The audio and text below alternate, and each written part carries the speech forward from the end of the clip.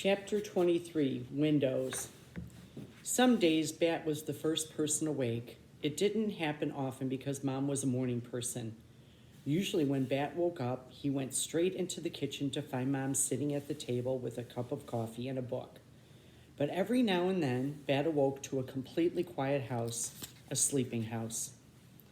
Tuesday was one of those mornings. Bat woke up suddenly and completely to a still dark sky outside his window.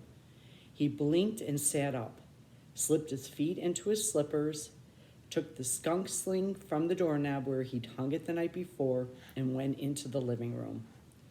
The living room windows faced the front yard. Bat could make out the shape of a big oak tree on the lawn. It was a darker shadow against the velvety early morning sky. He went straight to Thor's enclosure and found the kit tucked in his sleeping corner, surrounded by the rice-filled socks that made a nice padded nook. He stroked Thor's back, feeling the rise and fall of his sleeping breaths before gently scooping him up. Thor let out a little high-pitched yawning sound, his tiny paws swimming through the air as Bat settled him into the sling. Once inside, Thor rustled around for a moment before quieting back down. In the kitchen, Bat opened the refrigerator as quietly as he could and retrieved the formula. He filled the syringe and held it under a stream of hot water to warm it up. Thor could smell the formula. Bat could tell because he wiggled around in his pouch. "It's coming, little guy," Bat said. When the formula was warm, he went back into the living room and curled up on the window bench. Already the sky was changing. It was still dark, but now Bat could make out the branches of the tree. He heard the very earliest morning birds, the ones that sang each day as the sky began to lighten. Gently, Bat reached into the pouch and pulled out the skunk kit. It was too dark to see clearly, but Bat didn't want to startle him by turning on a lamp.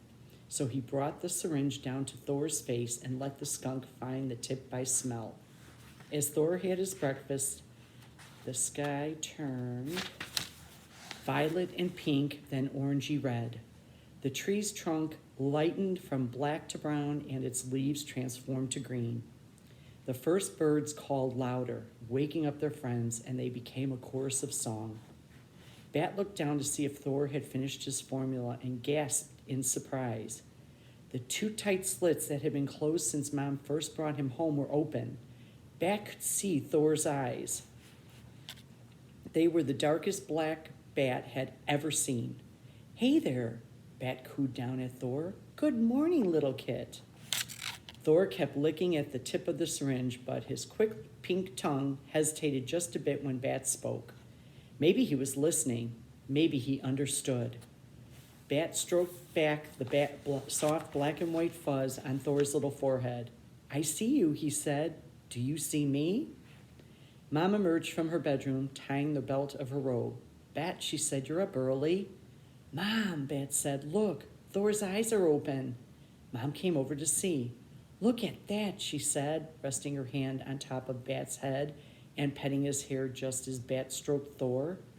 "His eyes are beautiful, Mom," Bat said. "Don't you think his eyes are beautiful?" Mom sat down on the window seat next to Bat. "I think that's the first time I've ever heard you mention someone's eyes," she said. "Most eyes are boring," Bat said, "but Thor's eyes are amazing. Look, they are the color of outer space. They're open." "Bat," Mom said, "what color are my eyes?" "Brown," Bat answered, still staring at the skunk kit. Droplets of formula hung from little black and white hairs all around his mouth. "Nope," said Mom, "they're hazel." This got Bat's attention. "Really?" He looked up and stared at Mom's face. Her eyes were golden brown with little flecks of green and yellow in them. "They look like marbles," Bat said. "I never noticed." "Well, you never have been all that interested in people's eyes." Bat shrugged. "I never thought about it," he said. "Some people say you can tell a lot about a person by looking into their eyes," Mom said. "What do you think about that?" Bat thought about it. "I don't get it," he said. "If I want to know something about a person, I ask. I think you can tell more about people from what they say than from their eyes." Said Mom. You have an interesting way of seeing the world, Bat. Bat stared deep into Thor's space black eyes. He tried to see what he could learn from them. He looked first into the left eye, and then into the right, and then into the left again. It's hard to look into two eyes at the same time, he said. Which one am I supposed to look in? I don't think it matters. Try looking into my eyes, Mom said, and see what you can learn about me. Bat tucked Thor back into the pouch. Mom took the syringe and set it down. She took Bat's hands into hers and smiled at him. Bat smiled back, and then he tried to see what Mom's eyes could tell him.